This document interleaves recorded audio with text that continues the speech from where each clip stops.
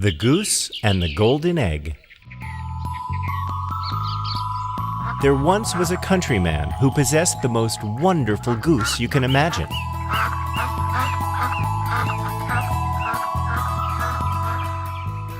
Every day when he visited the nest, the goose had laid a beautiful, glittering golden egg. The countryman took the eggs to market and soon began to get rich.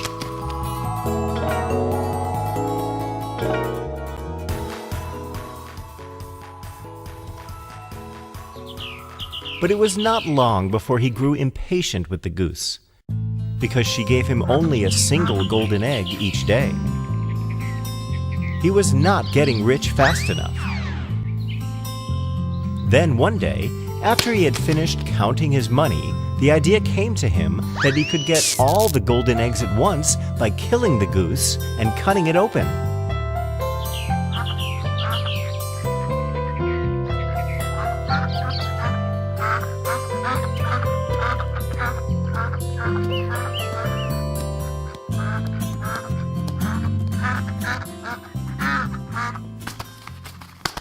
But when he killed the goose, not a single golden egg did he find, and his precious goose was dead. Those who have plenty want more and more, and they end up losing everything they have.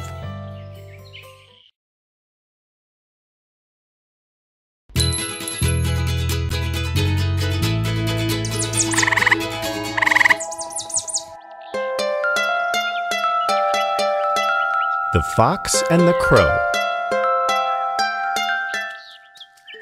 One day, a hungry fox was searching for food.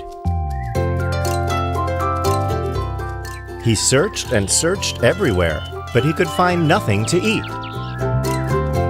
Then he saw a crow flying with a fine piece of cheese in her beak. "That cheese is for me," said the fox, and he started following the crow.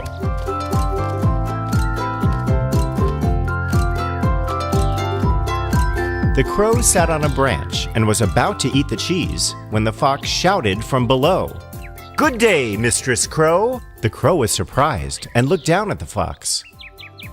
The cunning fox said to the crow, "How well you are looking today!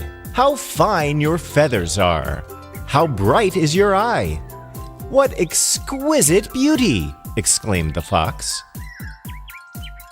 Then the fox said, "Please let me hear your voice, which I'm sure will surpass all the others. Then I will declare you the Queen of Birds." The crow was truly delighted by the compliments, and the foolish crow even thought that her voice was beautiful. The crow lifted up her head and began to caw her best. But the moment she opened her mouth, the cheese fell down, and it was snapped up by the fox. Then the fox said, "You foolish crow, you should never trust flatterers." Ha ha ha ha ha ha ha. The crow realized his mistake, and the fox then walked away.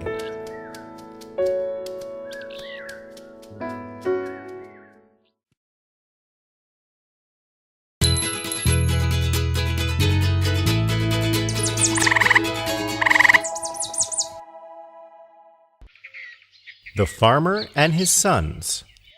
A long time ago, a rich old farmer, who felt that he had not many more days to live, called his sons to his bedside.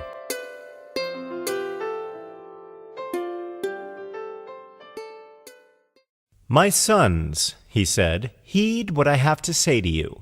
Do not on any account sell the estate that has belonged to our family for so many generations. Somewhere on it is hidden a rich treasure. I do not know the exact spot, but it is there, and you will surely find it. Spare no energy and leave no spot unturned in your search." The father died, And no sooner was he in his grave than the son set to work digging with all their might. They turned up every foot of ground with their spades, and going over the whole farm 2 or 3 times.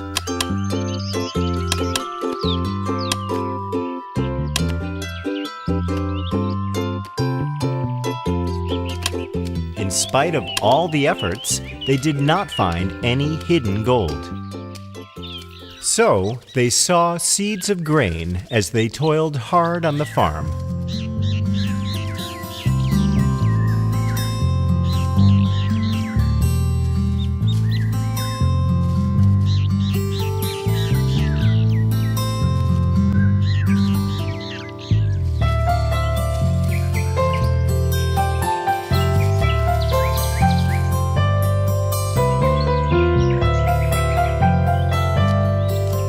At harvest time, when they had settled their accounts and had pocketed a rich profit far greater than that of any of their neighbors,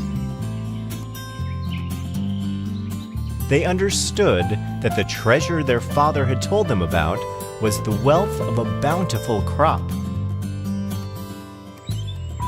and that in their industry they had found the treasure.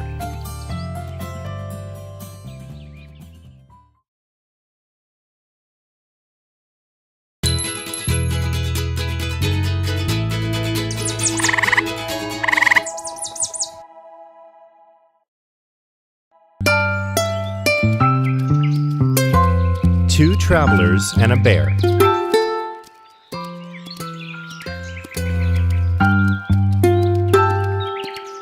One day, 2 men were traveling in company through a forest.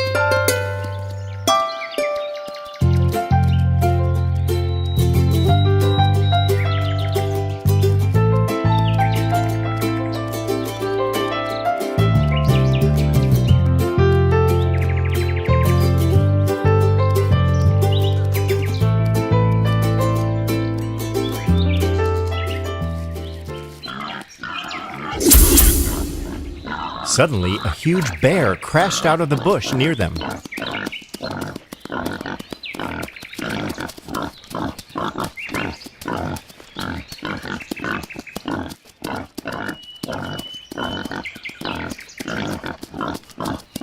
One of the men, thinking of his own safety, climbed the tree nearby.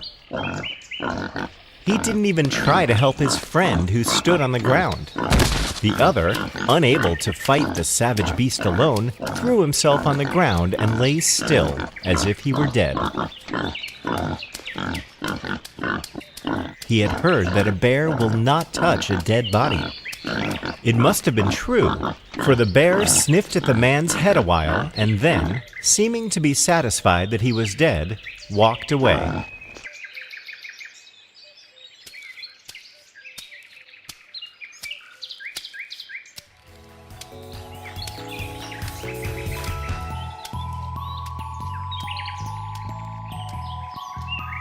The man in the tree climbed down. "It looked just as if that bear whispered in your ear," he said. "What did he tell you?" "He said," answered the other, "that it was not at all wise to keep company with a fellow who would desert his friend in a moment of danger.